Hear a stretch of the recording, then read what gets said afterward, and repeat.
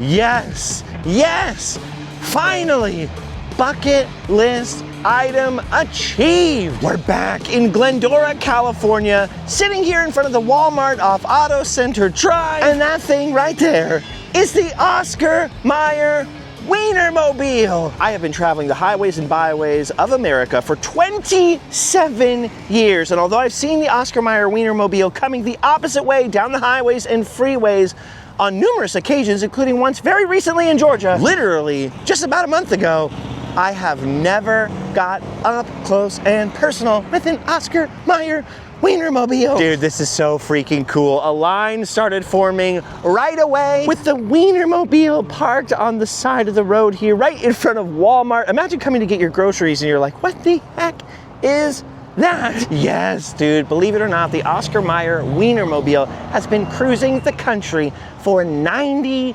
years. This thing has been an American roadside staple since 1936. Obviously not this particular Wienermobile. The idea originated with Carl Mayer, Oscar Mayer's nephew, as a rolling advertisement during the Great Depression years. Wasn't a lot of money being made, wasn't a lot of money being spent. Hot dogs were a cheap, economical alternative to your other deli meats or going to the butcher. And if they were gonna pry away precious and rare American dollars during the Depression and the pre-World War II years, you had to grab the public's attention.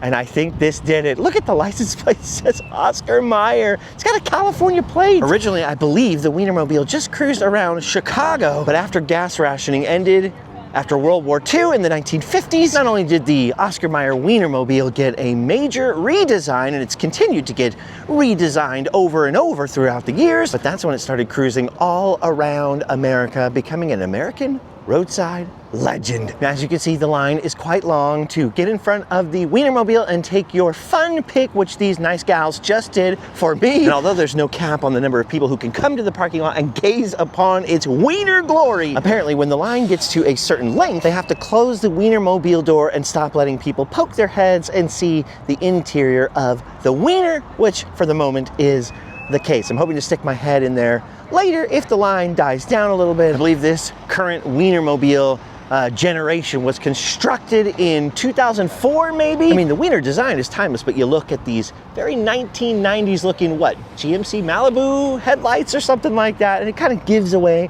the era in which this thing was redesigned and built. I'm sure it's had upgrades in the body and in the mechanical aspects throughout the years. Look at this giant hot dog right on the dashboard. Check out that bubble windshield. How cool is this? Every once in a while, someone will send me some kind of Facebook post or article about how Oscar Mayer will be looking for Wienermobile drivers, and usually college students who will get paid a certain amount of money per year, but then also get, you know, a certain per diem to buy food as they travel around, and I'm assuming all the free hot dogs you can eat. I love that it has U.S. Department of Transportation sticker on there from Kraft Food Groups, Inc.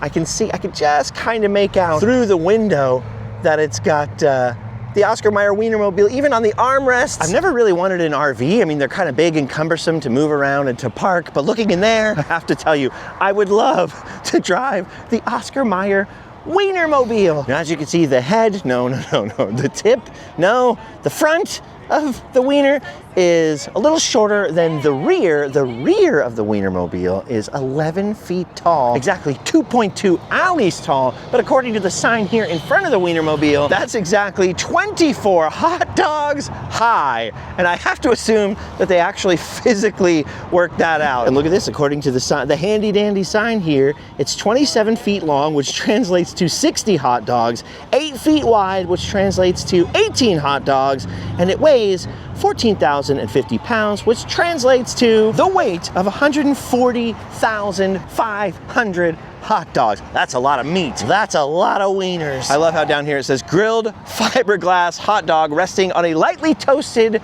grilled bun. And the sign also says that it runs on high octane mustard. It also has a catch-up walkway and a removable bun roof. Not to mention, supposedly, an Oscar Mayer Wiener jingle horn. Okay, I'd love to hear that horn. I gotta ask one of these ladies if I get the chance. Now, the Oscar Mayer Wienermobile doesn't just look cool. It doesn't just show up and roll up for people to get fun pics with. I mean, how many people just had a camera on them in the 1940s or 50s, right? But it also is classically handed out either free samples or coupons. In fact, just a second ago, I got handed a whole grip of Oscar Mayer Wiener coupons. Oh wait, they're good for any Oscar Mayer product. Save $1. They also handed me and everybody else this super handy dandy Oscar Mayer Wienermobile sticker, which I am certainly going to stick on my van. But as we all know, the greatest gift a wiener can bestow is something Oscar Mayer introduced in 1952, originally only handed out if you saw the Wienermobile or came to some other kind of Oscar Mayer set up a promotion at a fair or something like that. I'm talking about Oscar Mayer's greatest invention next to the Wienermobile itself, the one and only Oscar Mayer Weenie Whistle. And you knew I was gonna say it the whole time. Look at the size of that wiener. It's gargantuan, but then look at the size of this wiener. This wiener is tiny. They may not let you go for rides in the big wiener out here, but if you come and stand in line to see the Wienermobile, they will give you a tiny wiener which you can blow to your heart's content. There's a million ways to get Oscar Mayer Weenie Whistles today. I mean, eBay, just for a start, you could collect vintage ones, you could get some modern ones. I'm sure they do giveaways of all kinds these days, but even though I've seen them in a million antique stores and at various places and have been gifted a few, I have never purchased an Oscar Mayer Weenie Whistle because I always hope that one day, somehow, some way, I would see this huge rolling wiener for myself, and the day has finally come. Why won't you blow? Dude, I love that beneath the Oscar Mayer logo, there's a window right there screened in. I love the bubble front. This might be the most fun thing I've ever done or seen on a random day like this. I saw the Oscar Mayer Wienermobile in Georgia coming the other way down the highway. Like I said, just a couple of weeks ago when I was cruising up to Dalton, Georgia to see my friend Tyler Evans, I saw it barreling down the other way. It came way too fast for me to turn around or find an exit to turn around and catch up with the Wienermobile. And since 1999, when I started touring the country in vans, I've seen it maybe 5 or 6 times in all that time, in all those miles, crossing and crisscrossing all different parts of the country, 5 or 6 times, and always in that same scenario, going the other way down the freeway. I am just loving the front of that wiener, and I love the front of the bun. Look at the headlights down there, the little smiling grill, the Oscar Mayer license plate. This is like the happiest, friendliest looking thing you could ever see in your rearview mirror. And speaking of rearview mirrors, the sandwich board does say, in addition to the jingle horn, which I have not heard yet, that this wiener does have a backup camera. It's always a good idea to back up your wiener safely. I love that in addition to the stickers and helping people take selfies with the Wienermobile and the weenie whistles, etc., they also have got these fun pick props down here on the ground. A few people have availed themselves of the opportunity to stick their head through a wiener there. And I love that they have the classic colors out here on the little Oscar Mayer tablecloth, and the 2 gals, the Hotdoggers, who have been driving the Wienermobile around, are wearing red and yellow uniforms. Classic Oscar Mayer colors. Amazing. I love it. There's people pulling over in fancy cars. You've got Girl Scouts over here that were selling cookies in front of Walmart, and whole families have been out here taking their pictures. And one of them just said, guys, you have to smile. This is our Christmas card this year. Nothing brings people together like a giant wiener on wheels. And a free tiny weenie whistle. Now the line has been pretty consistently busy, so I haven't had a chance to ask my one burning question, which is there a restroom on board that Wienermobile? Oh look, the fun pics have come out. There they are, look at that. You could be an Oscar Mayer lunch meat, you could be an Oscar Mayer wiener, or a piece of Oscar Mayer bacon. And I don't think that's kosher bacon, so watch out. The other burning question, of course, I have is like, does the horn actually play the Oscar Mayer Wiener jingle? Oh, I'd love to be an Oscar Mayer wiener. That is what I truly like to be. Of course, whenever I think of the Oscar Mayer Wiener jingle, I always get it wrong. My brain goes straight to the tune of Yankee Doodle Dandy. So like, well, I wish I were an Oscar Mayer wiener. And I think that's because we had like a naughty playground song to that tune about the Oscar Mayer wiener, which I'm not gonna try to remember the rest of. All right, the line is dwindling down for the moment. But as you can see, the Wienermobile is parked right up against the main road here, Auto Center Drive, so there are plenty of people who are just catching glimpses of this and going, oh my gosh, and pulling over. I'm hoping for a peek inside of the Wiener, and I'm also hoping I can get them to push that horn, or at least dispel the myth. Now, the Wienermobile has been in Southern California for a few days. Yesterday, it was out in Eastvale and Chino, California. I was gonna attempt to go and see it out there, but of course I had to give that update video about Adam the Woo's memorial, so I was waiting with bated breath for their Wienermobile to appear elsewhere. I think it had another Chino appearance this morning, but I noticed that the Glendora appearance just off of Route 66, which is very close to here, went from 2 p.m. until 5 p.m., so a 3-hour stop for the Oscar Mayer Wienermobile versus a 1-hour stop pretty much everywhere else. Although if you catch this in time, this thing is coming to Whittier, California, just across the street from the old Oceanic Arts building near King Richard's Antiques, February 15th, I believe, so the day after Valentine's Day, and nothing says Valentine's Day or Happy Valentine's like this huge wiener. One of the only wieners I've ever been interested in, other than the ones I saw in the museum at the Henry Ford / Old Greenfield Village in Michigan. I just filmed those a couple of years ago when I was traveling cross country in another old rusty dusty van. There was one from the 90s, but there was also this one from the 1950s that blew me away. I just realized that there's this Ford dealership across the street over here. I can literally see like the gardeners just staring at the Wienermobile. So I'm just thinking about the sales center right over there. People are trying to buy a new Bronco or whatever, and they're staring across the street like, man, I wish I could get one of them wieners. This is the most fun you could possibly have. You get to say wiener over and over. It's kind of like when you go to the Hoover Dam and you can say dam over and over again and your mom can't do anything about it. Yeah, dude, that is crazy because the tip of the wiener is a little bit lower than the rear, the butt of the wiener. The butt of the wiener, 11 feet in the air.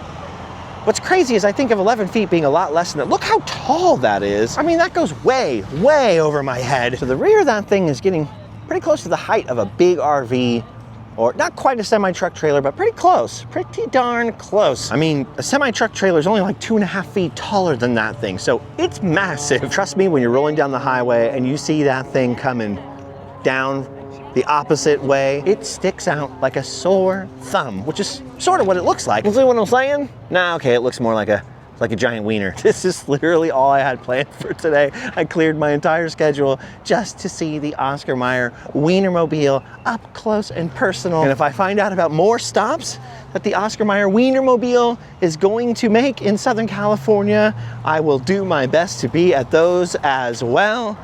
Because I gotta tell you, I'm standing in the presence of greatness right here. The freaking Wienermobile. I was just looking back at pictures I took of the 1950s Wienermobile in the Henry Ford. I don't think I took pictures of the 1990s ones.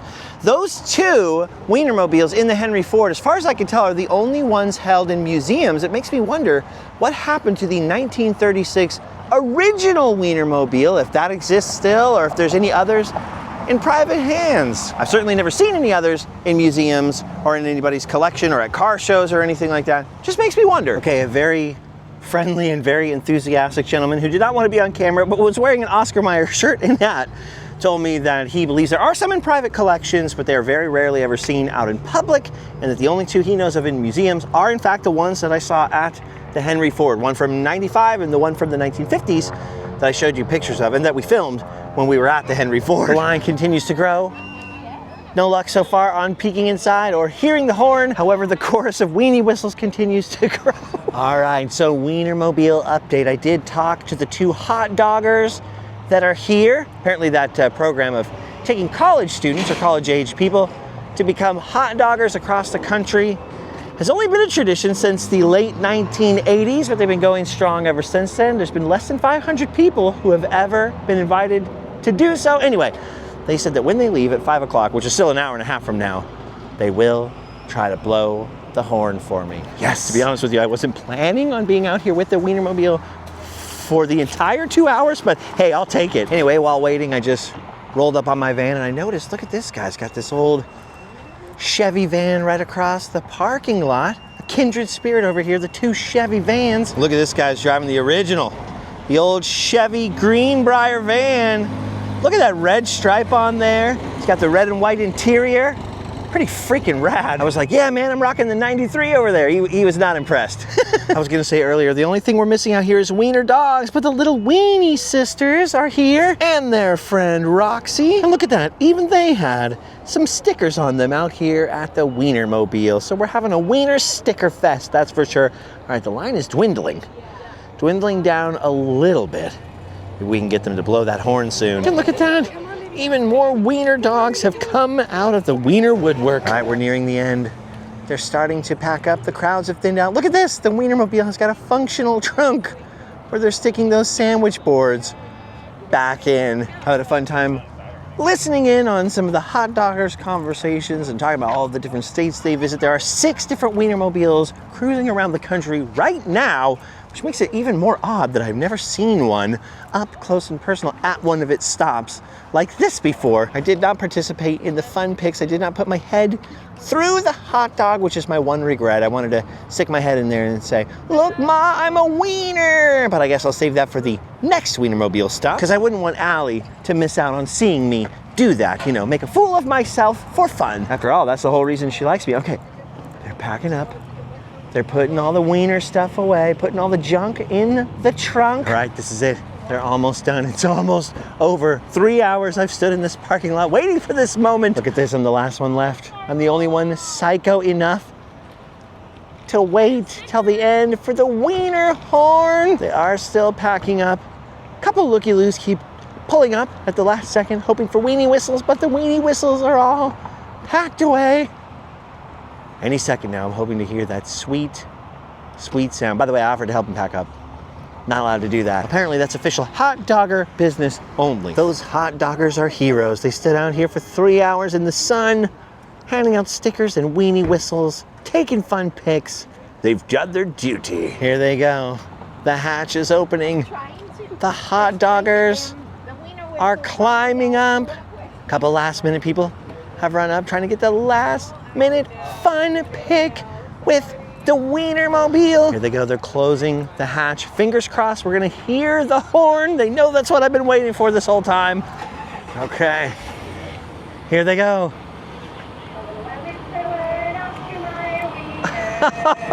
Yes, that was amazing. I wasn't expecting it to actually be someone singing. All right, the Hotdoggers are in.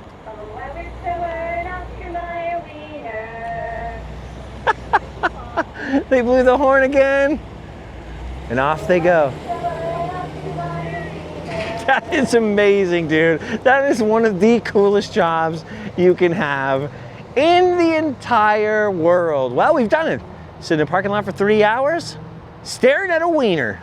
But to be fair, the thing was huge. There were a couple of wrecks on the way here, so it took me an hour and a half to get up here from Anaheim. Now it's saying it's gonna take me an hour and a half back. By the way, look at that. That is the weirdest, most awesome looking thing, just seeing it cruise down the street. The Wienermobile. Anyway, yeah, now because of traffic, because it's 5 o'clock right on the dot, rush hour, it's gonna take me a long time to get back. So I'm just gonna cruise up onto Route 66 over here for a second, do a little recon mission, see what's going on. All right, well, because I was sort of trapped by traffic up here, I decided to cruise down old Route 66 in the city of Glendora. We cruised down that before during our Route 66 series, but mostly the more modern 1930s alignment, which you will sometimes see on maps designated as Foothill Boulevard, because there's a big, huge Foothill Boulevard that was a wider alignment of Route 66 going through many of the cities up here against the foothills. But if you look closely at the street signs in Glendora, that big Foothill Boulevard just says Route 66, while on the map there's another smaller Foothill Boulevard, this one a little northwards of the main alignment of Route 66, coming right past the old Glendora City Hall, and right down here, crossing Glendora Avenue, which contains the last sort of solid vestige of the original Oldtown Glendora. So Route 66 travelers and that original 1926 alignment, unless my memory is totally failing me, would have gone westward down this street, towards Los Angeles, towards LA, back over this way. I believe there used to be a theater opened by the two McDonald brothers, who also opened their original McDonald's, or their original restaurant, along Route 66's path, and then later opened the first real McDonald's in San Bernardino, very close to Route 66. Oh yeah, look at this. The Mission Theater building, I believe, was right across this pathway at one point. See, Richard and Maurice McDonald of McDonald restaurant fame operated the theater. Now this is where Route 66 crossed Glendora Avenue. Glendora Avenue itself, I don't believe was ever part of Route 66, although Route 66 moved around quite a bit, as you can see, whereas the more modern suburban form of Glendora has taken over everywhere else. Up here, up Glendora Avenue, you'll see a little bit of old Glendora, of the way things were. This old downtown is known locally as the Village, and although there are many modern buildings and mid-century buildings up and down this street, like this one right here, there are also a lot of heavily remodeled old sort of original buildings up here in the Village, which definitely would have been the place to pull over if you were traveling through town on the old original Route 66, through all the orange groves and everything, and past people's horse ranches. If you were looking for a restaurant or a burger joint or somewhere to grab some clean water and a bite to eat, I'm sure that the Village up here, even back in its 1920s form, would have definitely been an appealing stop. Honestly, in the surrounding neighborhoods, it was really easy to identify some 1920s old apartment buildings and 1920s houses. Here, because you can see kind of modern strip mall buildings, and you know, that's definitely like an 80s or 90s building over there, it's hard to tell what's actually old, like what predates the 1930s realignment of Route 66 and what would have been here originally. More research is required, which is exactly why I wanted to take this recon mission up here, because even though my friend Taylor used to live up in Glendora, I never actually came down to this part of it. I don't think I've ever walked up and down this street in my entire life. By the way, this is the old Pacific Electric right-of-way. The red car used to come right through here. Apparently there was a Pacific Electric station right across the street. You gotta forgive me for slurring my words a little bit. I still haven't solved the whole dentist problem. Oh, don't get me wrong, I went to a dentist. Everything was looking good. We did the x-rays. They diagnosed what was going to be the matter with me. It was gonna take some drilling. It's one of those fillings that's right on the line. Like, is it gonna be a filling or is it gonna be a root canal? Which I absolutely cannot handle without some kind of calm you down medication. Dentists are my greatest fear and phobia. And the dentist called us back after we rescheduled the next appointment and everything and said, oh, we can't prescribe you anything like that from this office. So now we must find another dentist to go to, and God only knows how long that's gonna take. So I'm a little bit in dental limbo right now. Not a fun place to be, but I'm not in any pain. It's just cracked, so it's annoying, you know? My tongue keeps getting stuck in my mouth and making me talk funny. I don't know if you can even tell. Maybe it's more of a feeling than an audible thing, but it's happening. Anyway, the Adam Memorial plans are coming together. Still a lot of work to do with that. It's very distracting and keeping everybody very busy. We're shipping a ton of hot sauce, so we've got piles and piles of hot sauce that we're finally shipping out, getting everybody's orders out. If you want some hot sauce, order quick while we have this batch in hand, because it's going fast, and then whenever we reorder, there's a week or two gap until we get the next batch of hot sauce. It's all done in small batches, right? It's a little mom and pop operation. I'm the pop and Allie's the mop. We got signed books back in stock. There's a little delay over the weekend on getting hats, but we have the hats ordered, so they're back in stock. They'll ship out next week. So we're trying to get as much done as we possibly can before I'm off on my next road trip. Okay, look at this. The Converse building, constructed 1905. That's the one with Nelson's Drugs in it, flickering over there across the street. Yes, it's flickering in real life. That's not just a camera trick right there. It says it's one of Glendora's oldest buildings. And then across the street the other way, the First National Bank over here was built in 1906, and upstairs contained the original Opera House. It's funny because the fronts of these old historic buildings are hidden by the growth of these trees, and obviously at some later point they were all covered up with stucco, so they just blend into the modern buildings. But it is funny that downstairs here in the old bank, they've got a place called the Village Vault Restaurant. I have no idea what's upstairs now in the old Opera House. Maybe ghosts. See, there you have the bank building. You can see a little bit through the trees there. Then next door to it is another old building called the Gem Building, built in 1910, now home to the Diplomat downstairs. Again, mostly obscured by trees over there, but now you can get some sick Mediterranean food out in front. And then look at this building on the end of that same block. Imagine my surprise. I mean, I could tell just by looking at this building that it was older. Maybe 1930s, maybe 1920s would have been my guess. In fact, it goes back beyond that. This was the Matthews and Walmsley store, circa 1905. It's housed many businesses, including hardware stores and other stuff. Apparently, it had to undergo quite a bit of conversion to be turned into a restaurant, but it's still standing here. So on the surface, you drive by and you think, oh no, mostly mid-century or 80s or 90s or even 2000s buildings, but you take a little bit longer of a look, take a stroll down the street. Well, you can stroll. I'm gonna walk briskly and happily. There's a whole bunch of history to discover down here, especially because the Glendora Historical Society has put so many of those signs I was just showing you back there all up and down the street here in the village. Oh, check that out. Pretty sweet. Revved up coffee and classics. I don't hate it. Beer, wine, sandwiches. I like the traffic light. I like Ratfink. And look at that. Come on, get to the chopper. Okay, different kind of chopper, but I think it still counts. Got some great old murals here. I'm kind of glad that I was trapped by traffic up here so I could take a walk around Glendora and explore some of the old downtown. Like I said, I spent a lot of time in this city at my friend Taylor's house. We used to call him Coolo, Cool-O, because he's so cool. So maybe I thought I knew all there was to know about Glendora, but it turns out there's a lot more left to be discovered. I've also never filmed up at the castle. If you know, you know.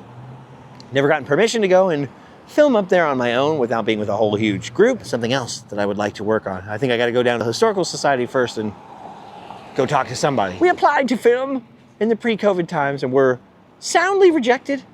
So they don't really allow that. So we'll see what happens. So if you know about that, keep it to yourself.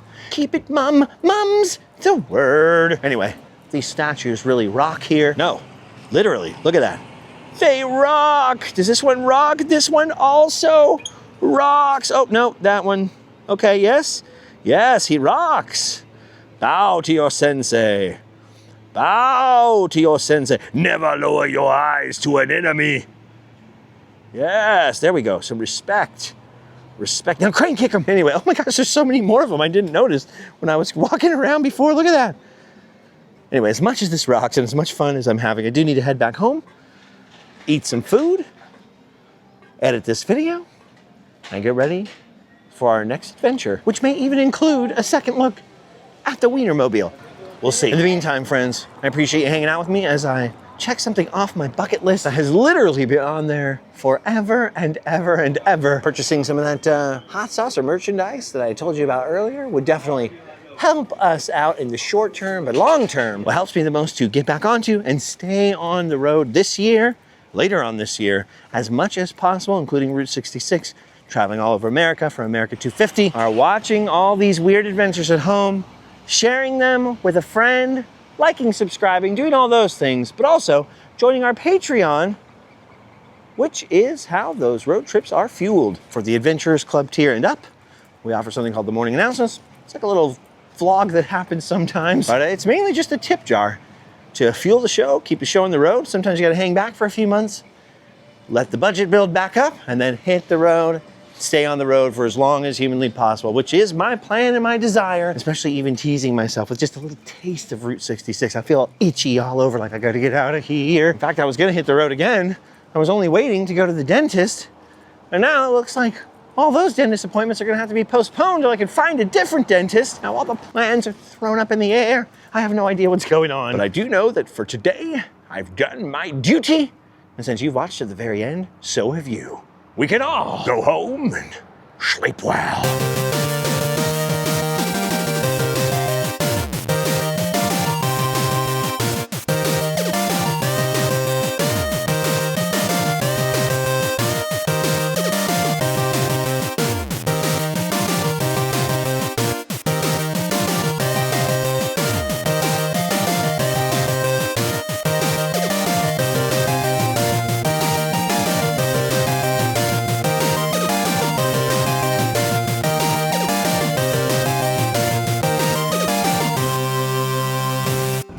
Elwood, she always called me Elwood.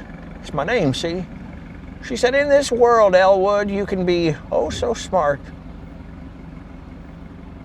or oh so pleasant. Well, I used to be smart. Now I choose pleasant.